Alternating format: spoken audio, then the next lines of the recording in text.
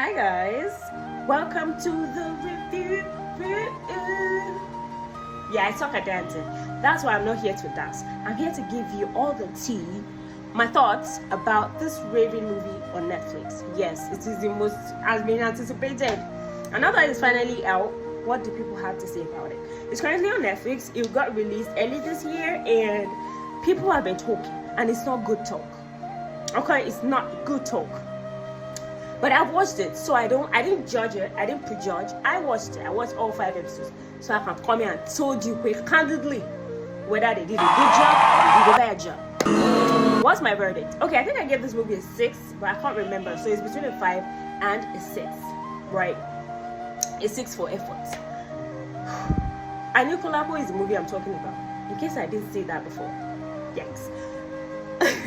This movie is star-studded, and it's a Kunle Afolayan movie. So yeah, expectations were up there, and you cannot blame us. We've already seen the movie, we've seen the first series, and we're like, okay, let us sit down for the second season. And then the second season came out, and oh my god. Yeah.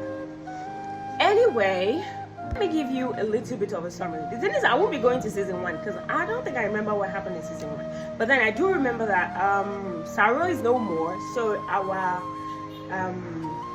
lead and the person who has powers now is Owojimi, the Bashorun of Oyo, right? That nigga died, and then he left.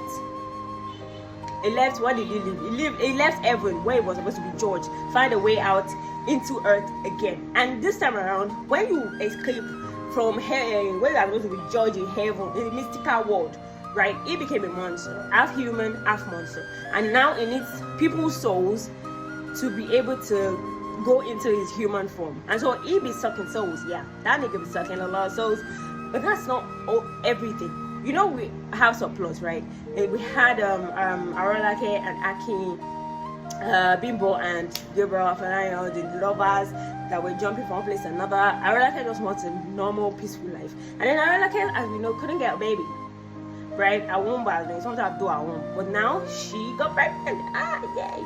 Yeah, until her baby got kidnapped. Okay, I'm not going to be spoiling this movie any longer. You need to go and watch on your own to understand what went on. But let me also add that in this new series, I love the fact that they introduced some colonial era cast and all of that. So it wasn't just about the mystical horror, whatever. We also had the political side of things. Yeah. Where we could see slave trade from the Nigerian point of view. What now? Now that I've given you the summary, let's now go to what I liked.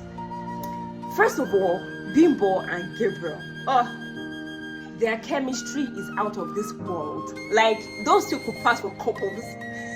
I loved whenever their scenes would come on, I was sad because I loved the way they interacted. I loved how real it was.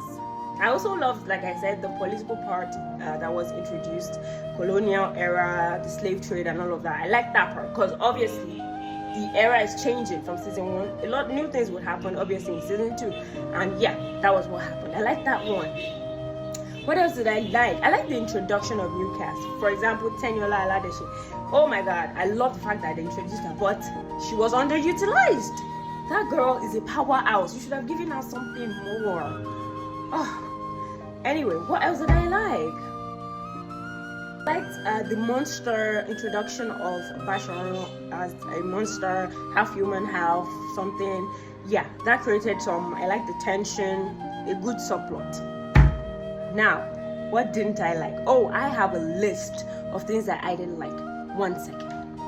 We got to the things that I didn't like. I don't have a problem with the costume, with the VFX this time around. I don't have an issue with the setting. Those ones are perfect. But you see, the other things I have an issue with. I don't know. Because when you call this the Game of Thrones let's say it is. Let's say fine. You started well, and then it all went down the drain. But the thing is, season 3 is coming, so I'm hoping that will redeem things. 1 second. Production quality on point. That is a 9/10. But you now see the acting in this season I didn't like.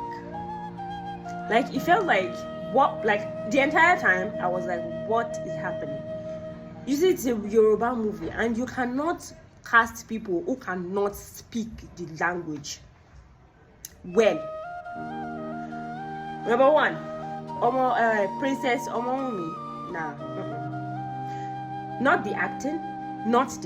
But you see that dialect, I can tell that you were struggling. The English, the Yoruba, I don't Yoruba. 2, Prince Aderoju.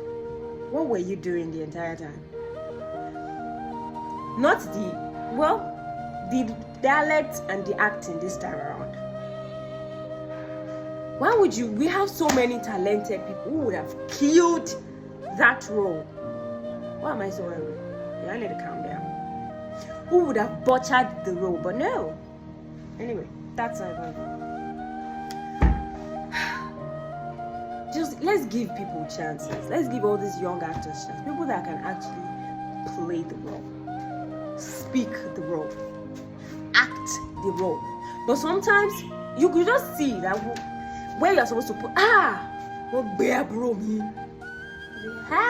What bear bro me was boring as hell. I'm sorry, but it was. 2, the writing.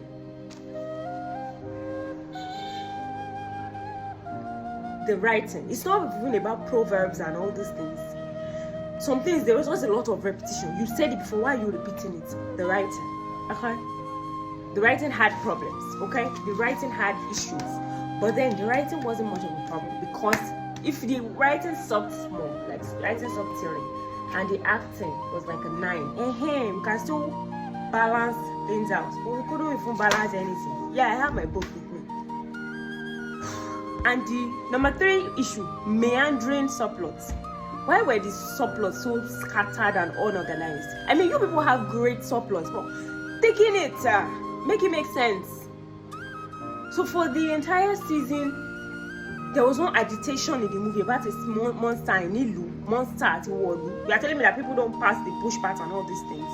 It should have been reported. People should be anxious. I didn't see any of it. All the other day, just packed them. 10 of them just enter bush.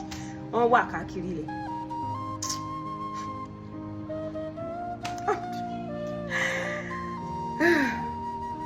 So, poor Princess Omomi, why are you people returning her and giving her, returning her? Felt like you didn't know what was going on. The king says she can be going, and your king says she cannot go. Either king say malo, or your king say either pada. Like, I mean, it felt like there was a miscommunication there.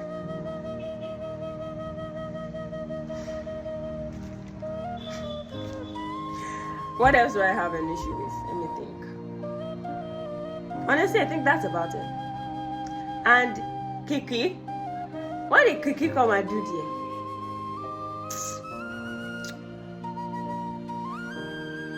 Yeah, better see. Fine, the movie is done, right? You people have to redeem yourselves. You have to redeem yourselves in season 3. I think it's already out, and I'm patiently waiting for what you people want to do in that season 3, because all these subplots are open. Your subplots are wide open like this. Y'all need to close them up for me. There has to be solutions. If I have more questions than answers in season 3, that's it. I'm ranking you lower than 5. Anyway, what's my verdict? Now that I've said everything I want to say, the anger I've left my body, it still is 5 or 6. I still can't decide. Thanks for watching. Bye guys.